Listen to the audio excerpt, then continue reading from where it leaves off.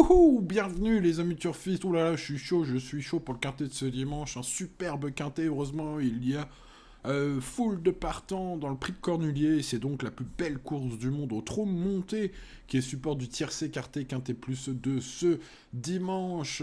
Aujourd'hui dans cette vidéo, bas en or, Favo Choco Tocard du jour, pronostic bien sûr complet. Vous avez les timecodes dans la description pour ceux qui veulent aller directement aux rubriques, votre rubrique préférée, entre ma base, les chocos, le tocard, je ne sais pas. Tiens, dites-moi dans les commentaires quelle est votre rubrique préférée, les amis. Et voilà, vous pouvez simplement avancer dans les vidéos si vous ne souhaitez qu'avoir les pronostics. Ce serait dommage parce qu'aujourd'hui, comme tous les jours ou presque, on étudie tous les partants grâce à ce tableau incroyable, les amis, mis au point par votre fidèle serviteur. Bon, allez, j'espère que vous allez bien, que vous êtes en forme, vous avez le petit café, que vous êtes bien installé pour noter toutes les infos du quintet de ce dimanche, sans oublier le petit pouce, évidemment, si ces vidéos vous plaisent. Bon, allez, étudions ces 18 chevaux. Ouais, il y a de quoi faire, avec un numéro 1, Jasmine Deveau, qui a confirmé un beau potentiel dans le prix du Calvados, après avoir conclu troisième du prix Billy Billy, l'une des 3-4 courses références importantes pour étudier ce quintet. Et le prix Billy Billy, 158 contre 1, ce numéro 1. Donc, dans le prix de Calvados, on attendait de voir si ça confirmait ou pas, et ce fut le cas. Troisième à nouveau, courant bien. Une fin de course impressionnante, malgré un départ en retrait. Bref, voilà un cheval qui est très à l'aise sous la selle. Donc, du coup, voilà, une belle découverte. Pleine forme, ça c'est sûr. Qui aime les rythmes soutenus, Jasmine Deveau va être servie ici. Une place dans les 5 premiers est tout à fait envisageable pour cette jument de 6 ans, avec donc une révélation ces derniers temps pour ce cheval. Passons numéro 2, Jezabel B, surprise gagnante du prix Billy Billy, à 15 contre 1, je crois, de mémoire, devant 4 chevaux qu'on retrouve ce dimanche. Donc c'est top. Elle a bénéficié d'une préparation axée sur la fraîcheur par son coach, Michael Iso. Avec Adrien Lamy, qui l'a déjà mené au succès, l'entente est parfaite. Une candidate intéressante pour les 5 premières places. Semble peut-être même un peu sur la montante. En tout cas, évidemment, depuis ses dernières courses, son coach n'a pas hésité à se dire si jamais on court frais ce prix de Cornulier, on peut peut-être se reprendre. Donc ça peut être un coup de poker intéressant, ce numéro 2. C'est même un coup de poker très intéressant, je trouve, en tout cas pour mettre en milieu de ticket. Passons au numéro 3, Intouchable. Son récent échec sous la selle a été attribué une piste peu favorable par Antoine Marion, l'entraîneur, qui est très content de présenter un cheval dans cette course. Un cheval qui est, selon lui, en pleine forme à l'entraînement, qui tentera de décrocher une petite allocation pour le plaisir de courir une telle course. C'est vrai que ses débuts, son avant-dernière course dans la discipline était, lui laisse une chance de ne pas être ridicule, même dans ce lot. Après, il faudra quelques défaillances des favoris pour que Intouchable, ce numéro 3, soit à l'arrivée. Mais on va pas pouvoir le rayer. Pouvoir rayer le 4, non plus. Jewel Comdalfac, pardon. De retour au monté après une longue absence. C'était une candidature vraiment bizarre, cette jument. Damien Beaune est un sacré préparateur, un préparateur hors pair. Donc on est déféré des 4. Maintenant, d'un point de vue forme récente, on l'a pas vu depuis longtemps, on l'a pas vu sous la selle depuis très longtemps. Bon, maintenant il faut remonter, il faut travailler encore plus avec ce genre de chevaux. Il faut aller refaire les lignes, les anciennes victoires et tout ça. Et en faisant ça, on trouve une belle victoire dans le prix Jack de Bellouet 2023. Pardon, pas une belle victoire, une belle lutte pour la victoire avec Jumba de Guez, qui porte le numéro 8 aujourd'hui, qui sera parmi les favoris. Ce jour-là, il est à 93 contre 1, ce numéro 4. Est-ce qu'il va encore surprendre aujourd'hui ? Les Damien Beaune, c'est un peu tout rien. Bon. Passons au numéro 5, Gazelle de Val. Alors, elle, d'un point de vue forme, c'est incroyable. D'un point de vue régularité, sous la selle, elle a 7 sorties dans sa carrière. Et elle est invaincue, 7 victoires. Voilà. Au niveau des statistiques, c'est facile. 100% de réussite gagnant sous la selle. Voilà, elle est impressionnante dans le prix de Calvados, hein, donc elle a franchi un sérieux cap, hein, en plus de... Voilà, et puis Mathieu Mottier est l'homme en forme. Bon, son entraîneur, Monsieur Lambert, évidemment, se fétiche un peu en se disant que les rivaux ce coup-ci seront à 100%, hein, puisqu'il y a quelques chevaux qui visent vraiment cette course depuis longtemps. Donc voilà, mais bon, je pense que c'est un bon favori, ce numéro 5, en tout cas solide pour faire l'arrivée. Passons au numéro 6, Guillemot Forgan. Je veux dire Forban, non Forgan, ce numéro 6, auteur d'une bonne rentrée, il a montré qu'il conservait de beaux restes, le niveau est relevé, voilà, son seul titre, enfin son meilleur titre à Vincennes, hein, parmi les deux courses qu'il a gagnées, est une course de niveau C. Alors niveau C, on remonte les catégories, on va vers le niveau B, puis A, puis groupe 3, puis groupe 2, et aujourd'hui c'est groupe 1, hein, donc on est 5 divisions au-dessus de son meilleur titre. Hein. Donc au papier, il a aucune chance de gagner. Alors est-ce qu'il faut le rayer complètement ? Il est trotteur, hein, et voilà, il est en mode course, donc le rayer totalement non, le garder logiquement non plus, hein, donc bon, vraiment, sauf si vous cherchez un truc de fou, quoi. Ce sera un peu le même constat pour le 7 Gold Voice, hein, qui a beaucoup de vitesse, un cheval que j'aime beaucoup sur les tracés de vitesse, aujourd'hui c'est 2007, hein. Donc son record est très flatteur et polyvalent, d'ailleurs son record est à l'attelé, hein. Donc bon, voilà...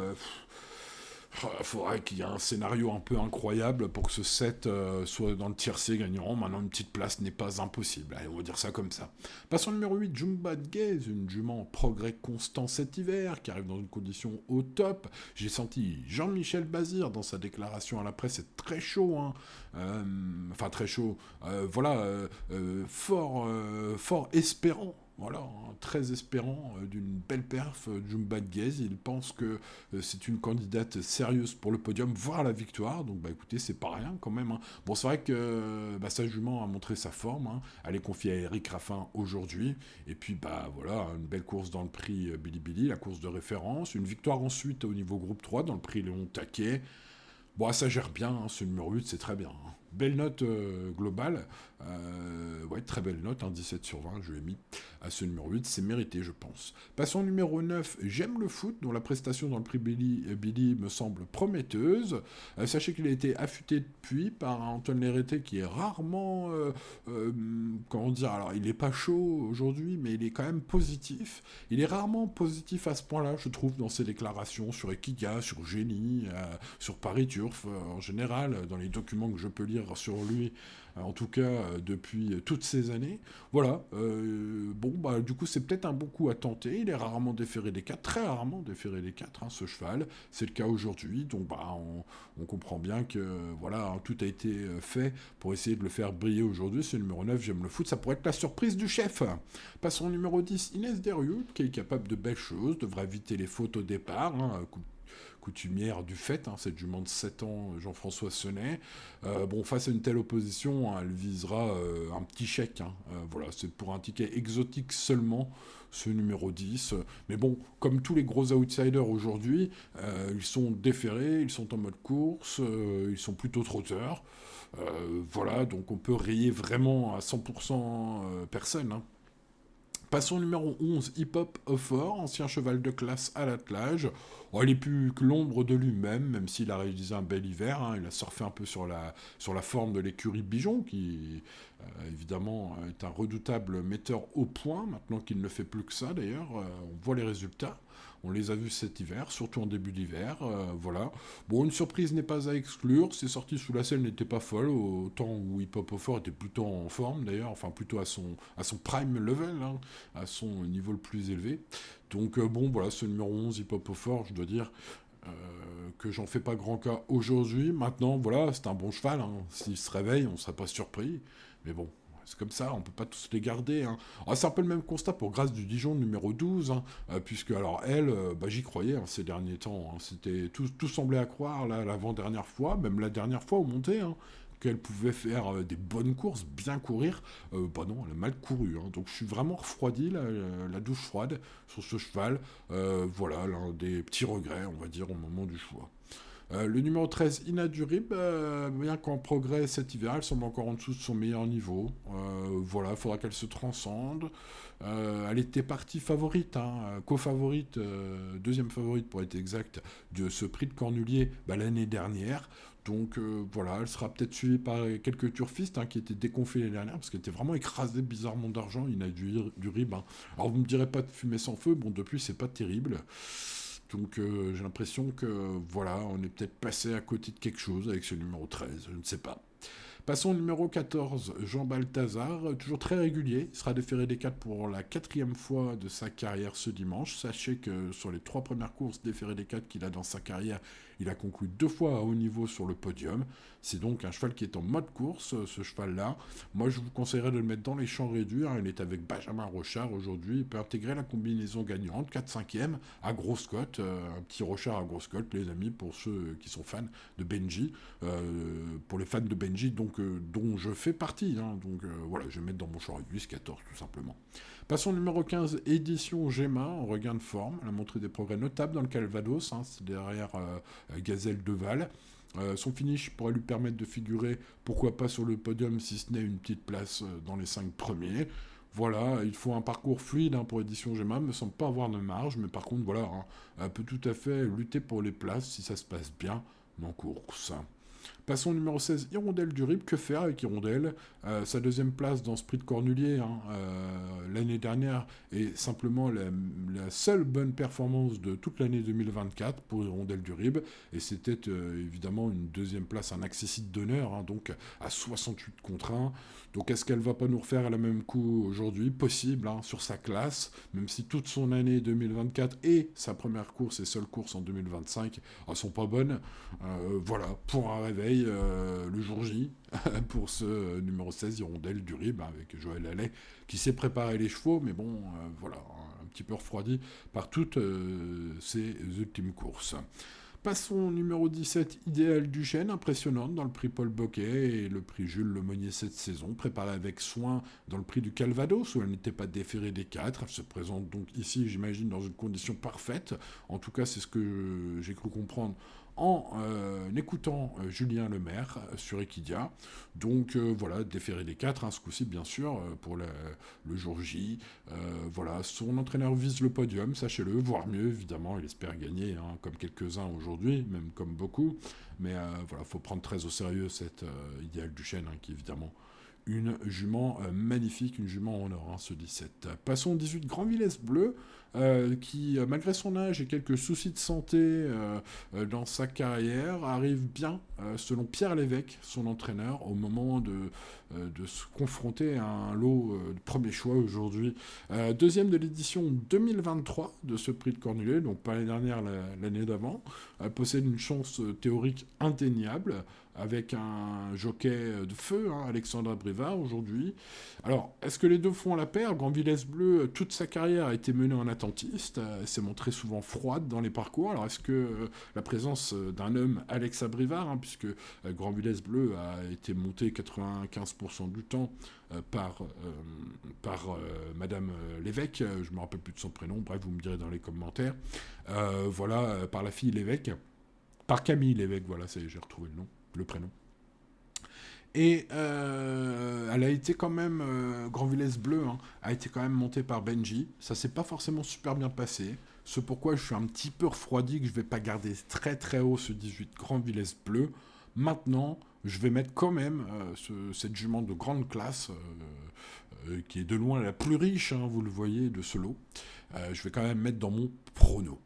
Bon, si vous voulez bien, les amis, passons à la base en or. Aujourd'hui, c'est Idéal du Chêne, le numéro 17, qui aura ma préférence. Tout semble concorder. Impression magnifique dans les prix Paul Buquet et prix Jules Lemonnier cette saison, avant de se préparer non déféré des 4 la dernière fois dans la course du Calvados, dans le prix du Calvados. Julien Lemaire semble vraiment penser qu'elle est dans une condition parfaite. On remet en mode course pour la belle course. C'est aujourd'hui où j'avais pour ce 17 Idéal du Chêne, qui sera donc mon préféré, devant le favori Gazelle de Val, qui reste donc sur 7 victoires de suite, invaincu sous la selle et qui porte les grands espoirs, vous comprendrez évidemment, de monsieur Éric Lamberts, avec Mathieu Mottier. Aujourd'hui, évidemment, ça peut nous faire une belle lutte. Paul Ploquin sur le 17, Mathieu Mottier sur ce numéro 5 et Eric Raffin sur Jumbo Guez, le numéro 8. Hein. Ouh là là là là, les trois font la paire, hein. Mes trois bases aujourd'hui, c'est pas mal. Hein. Jument en progrès constant, Jumbo Guez et Jean-Michel Bazir m'a semblé vraiment très confiant. Voilà, il est dans la folle espérance de briller aujourd'hui. Il y croit pour le podium, en tout cas, avec sa jument, Jumbo Guez, ce numéro 8. Et puis pour spéculer, j'aime le foot. Alors oui, j'aime le foot, mais bon, j'aime ce cheval. Voilà, c'est le numéro 9, dont la prestation dans le prix Billy Billy m'a semblé fort prometteuse. Et je le disais, hein, j'ai cru voilà, déceler dans la déclaration d'Antoine Lérité voilà, une confiance un peu supérieure à d'habitude lorsqu'il fait ses déclarations comme ça hein, sur différents sites. Voilà, il est capable de surprendre, il est rarement déféré des 4. Ça pourrait être la grosse surprise du chef, hein, ce numéro 9. En tout cas, à tenter si vous cherchez une quatrième base spéculative. 17, 5 et 8 sont donc les trois bases les plus fiables, hein, évidemment. Le 9 est une base spéculative. Grand Villesse Bleu, le 18, ne doit pas être oublié sur sa classe.